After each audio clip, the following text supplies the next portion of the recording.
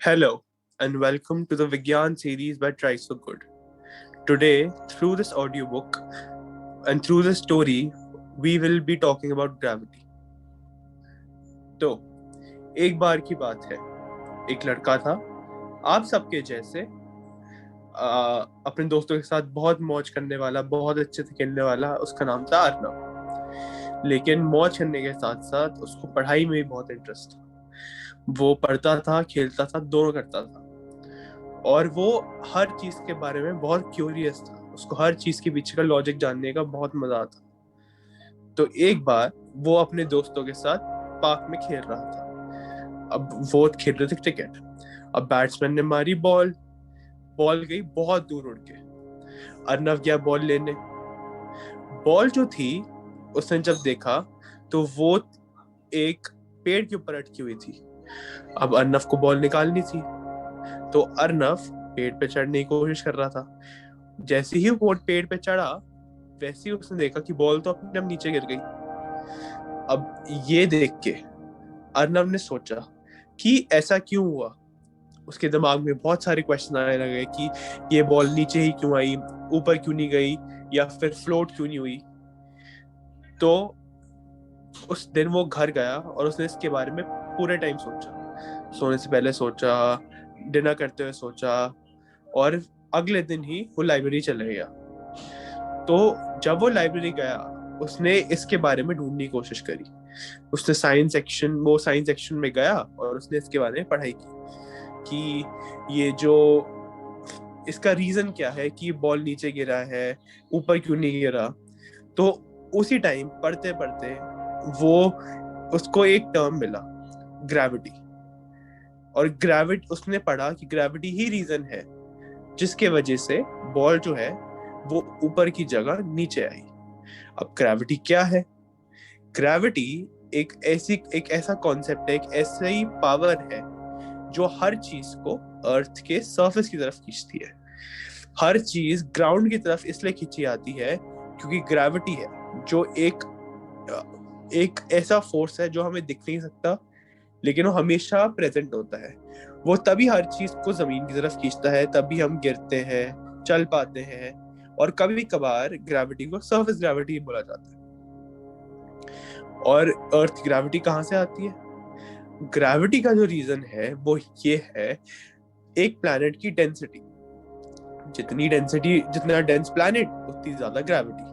और अर्थ की ग्रेविटी उसकी डेंसिटी से ज्यादा उसके सेंट्रीफ्यूगल फोर्स पे डिपेंड करती है। अब सेंट्रीफ्यूगल फोर्स क्या होता है? जब अर्थ अपने एक्सिस पे रोटेट करता है, तो उस रोटेशन से एक फोर्स क्रिएट होता है जो हमारी अर्थ की ग्रेविटी को और पावर देता है। अब अर्नव ने इसके बारे में पढ़ा, लेकिन वो वहां रुका नहीं। उसने ये ढूंढा कि यार ये तो बहुत ही इंटरेस्टिंग है। उसने तब उसको समझ आया कि फिजिक्स, मैथमेटिक्स ये इसका एरिया है जहाँ पे उसको पढ़ने में मजा आता है, उसको अच्छा लगता है।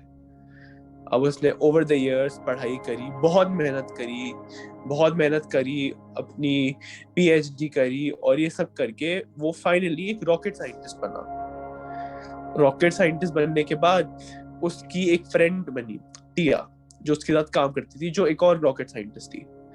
अब अर्नव जो था, उसको सिर्फ पढ़ाई करने में अच्छा ही नहीं लगता था। उसका एक और सपना था।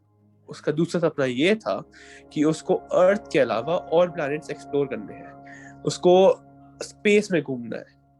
तो उसने वो अपने फ्रेंड टिया के पास गया, जिसका सेम सपना था कि उसको भी सारे प्लैनेट्स देखने हैं। अब उन्होंने साथ में बात करी, उन्होंने रिसर्च करी, और कुछ सालों की मेहनत के बाद उन्होंने फाइनली एक रॉकेट बनाया। अब ये रॉकेट जो था, इस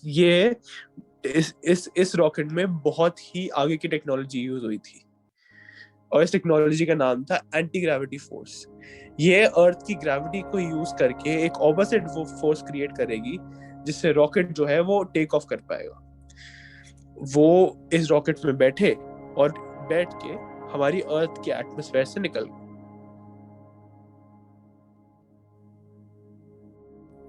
और जब वो अर्थ के एटमॉस्फेयर को लीव करते हैं और अपने अर्थ के एटमॉस्फेयर से ऑर्बिट से निकलकर वो सितारों और ग्रहों की ओर बढ़ते हैं, तो वो देखते हैं कि हमारा सोलर सिस्टम इस यूनिवर्स में बहुत ही छोटा है और ये मिल्की वे गैलेक्सी बहुत बड़ा और बहुत एक्सपेंडेबल है।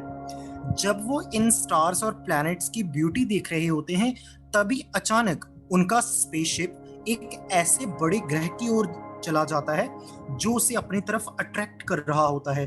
वो थोड़े से घबरा जाते हैं, वो तनाव में आते हैं, लेकिन वो किसी ना किसी तरीके से अपने स्पेस शटल को डिस्ट्रॉय होने से बचा लेते हैं और उस ग्रह की सतह पर सेफ लैंडिंग कर लेते हैं। जब वो अपने स्पेस सूट पहनकर उस ग्रह की सतह पर उतरते हैं, तो अरे ये क्या, वो तो वहां पर एक्चुअली फ्लोट ही कर रहे हैं। इस ग्रह का गुरुत्वाकर्षण बल पृथ्वी के गुरुत्वाकर्षण बल से बहुत कम है। उन्हें पता चलता है कि यकीनन ये जो ग्रह है, इसका मास जो है वो पृथ्वी से बहुत कम होगा। बड़ा होने के कारण इसकी डेंसिटी भी कम होगी। जब वो वहां पर चलकर एक दूसरे के साथ बातें कर रहे होते हैं, तभी उन्हें बहुत स्ट्रेंज क्रीचर्स अपनी तरफ आते हुए दिखाई देते हैं। वो घबरा जाते हैं और डर जाते हैं। वो किसी न किसी तरीके से अपने स्पेस शटल में पहुंचते हैं और वहां से टेक ऑफ कर जाते हैं। वो आग पहले ही बहुत बड़ी मुसीबत का सामना कर चुके थे, पर अब उन्हें और कोई मुसीबत का सामना नहीं करना था। इसीलिए वो अर्थ की तरफ वापस चलना शुरू कर देते हैं। जब वो अर्थ के ऑर्बिट में एंटर होने लगते हैं, तो वहां पर एक और मुसीबत उनका इंतजार कर रही होती है। अर्थ के ऑर्बिट में एंटर करने से पहले उनका स्पेसशिप मून के ग्रेविटेशनल फोर्स के कारण अट्रैक्ट होने लगता है और वो अपना कॉन्शियसनेस खो देते हैं।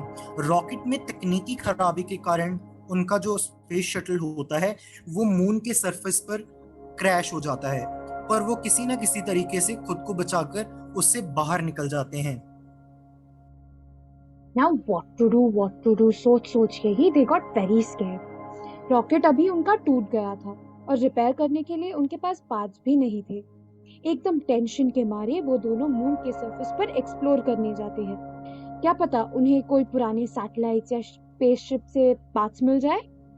ऐसे ढूंढते ढूंढते उन्हें सारे पार्ट्स मिल गए। उन सबको कलेक्ट करके उन्होंने अपनी रॉकेट को फिक्स करना शुरू किया एंड थोड़ी देर बाद they were ready to go back home. पर अचानक अर्थ के एटमॉस्फेयर एंटर करते वक्त उनका रॉकेट बहुत हीट होने लगा, बट वो फाइनली ओशन में सेफली लैंड कर पाते हैं। अभी वो फटाफट बाहर निकलकर शोर की ओर स्विम करने लगते हैं, पर रात का टाइम होने के कारण धीरे धीरे पानी अपने आप ही उन्हें शोर की ओर धकेलता है और वो एक बीच पर पहुंच जाते हैं। वहां पहुंचकर वो बीच पर रिलैक्स करते हैं और सनराइज एंजॉय करते हैं। तभी उन्हें दिखता है कि पानी अभी बीच पर आने की बजाय बीच से दूर जा रहा था। तब उन्हें समझ में आता है कि उनके साथ कल रात से जो भी हुआ वो तो सिंपल फिजिक्स था, क्योंकि रात को चांद अपना ग्रेविटेशनल फोर्स एक्सर्ट करता है अर्थ पर। उसी वजह से टाइड्स यानी कि समुंदर की लहरें बाहर की ओर आती है, और हमें तो पता ही है कि mass is directly proportional to gravitational force. तो जितना ज्यादा मास एक ऑब्जेक्ट का, उतनी ही ज्यादा होगी उस ऑब्जेक्ट की ग्रेविटेशनल फोर्स। लेकिन मून तो सन से छोटा होता है ना, इसी कारण सन की ग्रेविटेशनल फोर्स भी टाइड्स डिसाइड करने में बहुत इंपॉर्टेंट होती है। ये तो करेक्ट है कि सन मून से बहुत बड़ा होता है, लेकिन उसके साथ साथ सन मून से बहुत बहुत ज्यादा दूरी पर भी है अर्थ से। तो यहाँ हमें याद ये रखना है कि gravitational force is also inversely proportional to the square of the distance between the two objects। मतलब जितनी ज्यादा दूरी दो ऑब्जेक्ट्स के बीच, उनके बीच की ग्रेविटेशनल फोर्स ऑफ अट्रैक्शन उतनी ही कम होगी। नाउ इतने सारे नए चीजें पढ़कर Arnav and Tia are planning their new adventure. ये तो थी अर्नव एंड टिया की कहानी। अब हम आप पर आते हैं। इस कहानी के ऊपर हमने आपके लिए कुछ सवाल तैयार किए हैं। क्या आप स्क्रीन पर दिए गए क्वेश्चन सॉल्व कर सकते हैं?